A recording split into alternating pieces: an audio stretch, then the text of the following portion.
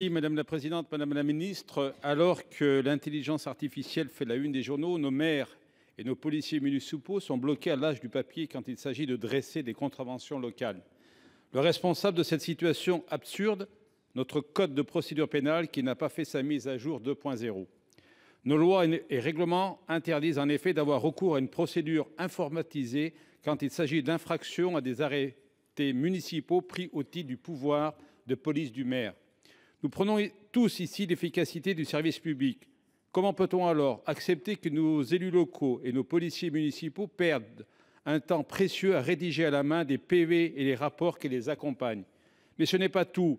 Le même code impose que ces contraventions soient adressées à l'officier du ministère public pour qu'il apprécie l'opportunité des poursuites.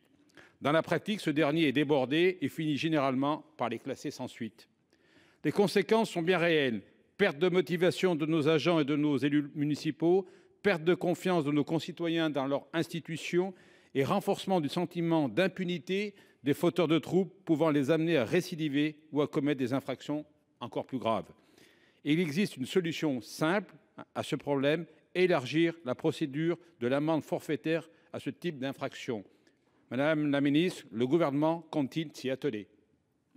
Merci. Pour vous répondre, Madame la ministre Patricia Mirallès. Merci Madame la Présidente, Mesdames et Messieurs les sénateurs, Monsieur le sénateur Michel Savin. Le garde des Sceaux m'a chargé de vous dire que le ministère de la Justice est mobilisé aux côtés des élus dans la lutte contre les infractions du quotidien, notamment la violation des arrêtés de police des maires. Cette violation est réprimée par l'article 610-5 du Code pénal. L'article R48-1 du Code de procédure pénale, quant à lui, dresse une liste des contraventions des 4 premières classes pour lesquelles l'action publique peut être éteinte par le paiement d'une amende forfaitaire. Cette liste ne comprend pas l'ensemble des infractions constituées par la violation des arrêtés de police du maire. Ces infractions sont en effet susceptibles de s'appliquer dans des hypothèses extrêmement variées. Ces infractions ne sauraient d'ailleurs être facilement traitées dans les bases informatiques du ministère de la Justice. Une telle forfaitisation n'apparaît pas nécessaire pour assurer une répression efficace en la matière. Avec le décret du 15 février 2022, le non-respect des arrêtés de police du maire est constitutif d'une contravention de 2e classe et non plus simplement d'une contravention de 1re classe. Les agents de police municipaux peuvent en constater les contraventions à l'article R610-5 en utilisant des imprimés simplifiés sans devoir dresser un procès-verbal selon les formes habituelles.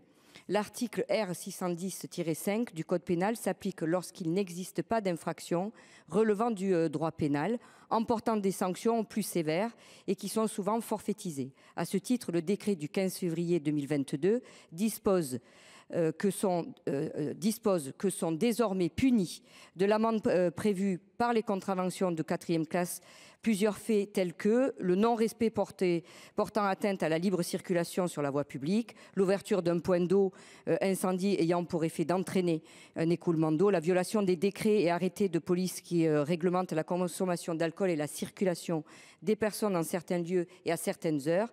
Le même décret a par ailleurs rendu applicable la procédure de l'amende forfaitaire à l'ensemble de ces nouvelles contraventions. Merci Madame la ministre. Monsieur Savin, il vous reste 33 secondes. Merci Madame la présidente. Madame la ministre, comprenez bien qu'aujourd'hui les maires et les policiers municipaux ont besoin d'avoir une clarification sur tous ces sujets.